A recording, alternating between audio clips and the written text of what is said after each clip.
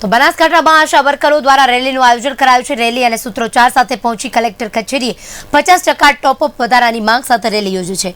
બાળમરણ કે કોઈ ઘટના બનશે તો જવાબદારી તંત્રની રહેશે, માંગણી સ્વીકારશે નહીં તો હડતાલની ચીમકી પણ ઉચ્ચારી છે।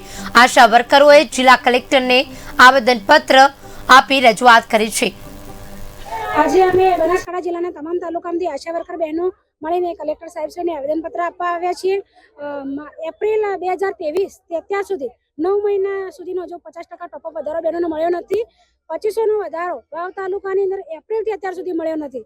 તો આ બહેનો જ્યારે આરોગ્યની મહત્વની કામગીરી કરી રહ્યા છે, માતા મરણ અને બાળ મરણ ઘટાડી રહ્યા છે, મેલેરિયા નાબૂદી, પોલિયો નિવારણ કરી રહ્યા છે, તો આ બહેનોને એમના હકનું વેતન જ્યારે મળતું ન હોય, 9 મહિના સુધી એમનું વેતન ન મળતા હોય, ત્યારે આ બહેનોમાં ભારે અસંતોષ દેખાઈ રહ્યો છે। જો બહેનોને ટૂંક સમયમાં વેતન એમનું નહીં મળે તો એ લોકો કામગીરીથી અળગા થઈને હડતાલ કરશે। આશા વર્કર અમે ગામ વિસ્તારમાં આશા વર્કર તરીકે રહીએ છીએ અને દૂર દૂરના વિસ્તારોમાં આશા વર્કર ફીલ્ડ તરીકે કામ કરે છે। આજે એપ્રિલ 2023 થી આજ સુધી વધારો કે 50% કોઈ બેનને ચૂકવવામાં આવ્યું નથી અને બહુ અસંતોષ છીએ અમે।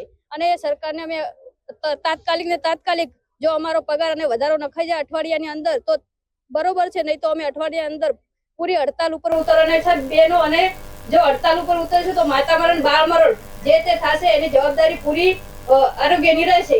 આજે